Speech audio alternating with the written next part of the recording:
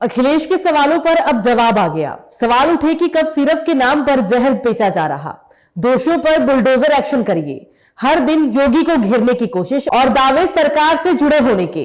Coding syrup और cough syrup को लेकर के केवल यूपी के आम लोग चिंतित नहीं हैं, गरीब के साथ साथ पूरे देश में इस बात की चिंता है कि सबसे महत्वपूर्ण जगह से ये इतना बड़ा घोटाला चल रहा था, प्रधान सांसद जी के क्षेत्र से शुरू होकर के न केवल यूपी, देश भर में और दूसरे देशों में भी कोडिन सिरप, कफ सिरप को भेजा जा रहा था। और उसके पीछे शुरुआती दौर में ये बात निकल कर के आई कुछ 100 करोड़ का घोटाला है ये, लेकिन बढ़ते बढ़ते ये निकल करके आ रहा है कि हजारों करोड़ का घोटाला है।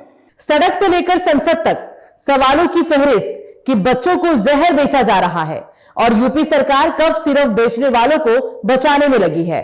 हिम्मत नहीं कि एक्शन ले। बच्चों को दवाएं भी मिलावटी दी जा रही, जहर बेचा जा रहा है।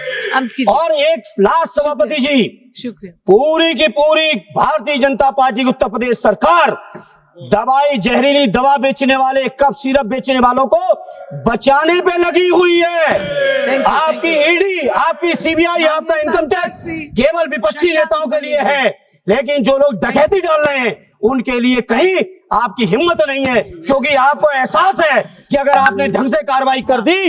लेकिन अब महाराज का जवाब आ गया, जवाब भी तगड़ा वाला। बुलडोजर बाबा ने बोला अब एक्शन होगा।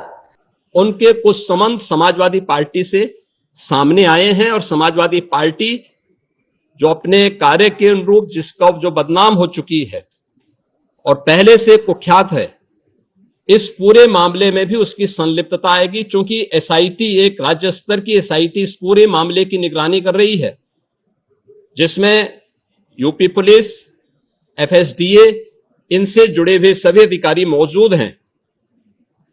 इनके अवैध रूप से तस्करी के साथ साथ इससे जुड़े हुए अन्य जो महत्वपूर्ण पहलू होंगे, किन किन लोगों के पास ये धन गया है, ये बातें भी सबके सामने आएंगी और इस बारे में पूरी रिपोर्ट आने के बाद ही इसके बारे में कुछ कहा जा सकता है। लेकिन ये जरूर मैं कह सकता हूं कि जो सपा प्रमुख के द्वारा कहा जा रहा है, ये वही स्थिति है कि यही कसूर मैं बार बार करता रहा, धूल चेहरे पर थी और आईना साफ करता रहा। योगी आदित्यनाथ ने कहा जिन अभियुक्तों को पकड़ा गया उनके संबंध समाजवादी पार्टी से है, एसआईटी जांच कर रही है। अखिलेश की वही स्थिति कि यही भूल बार बार करता रहा, धूल चेहरे पे थी और आईना साफ करता रहा। सिर्फ तमाम जगहों पर नशीले पदार्थों के रूप में इसके दुरुपयोग की शिकायतों के बाद इस पे हम लोगों ने कार्रवाई की थी, क्योंकि अवैध रूप से इसकी तस्करी की शिकायतें आई थी और ये उत्तर प्रदेश पुलिस ने एनडीपीएस, जो उत्तर प्रदेश का एफएसडीए विभाग है, इसके नेतृत्व में हम लोगों ने उसको एनडीपीएस के दायरे में लिया, क्योंकि माननीय उच्चतम न्यायालय ने भी इसको इस रूप में माना है और इस पे कार्रवाई प्रारंभ की है।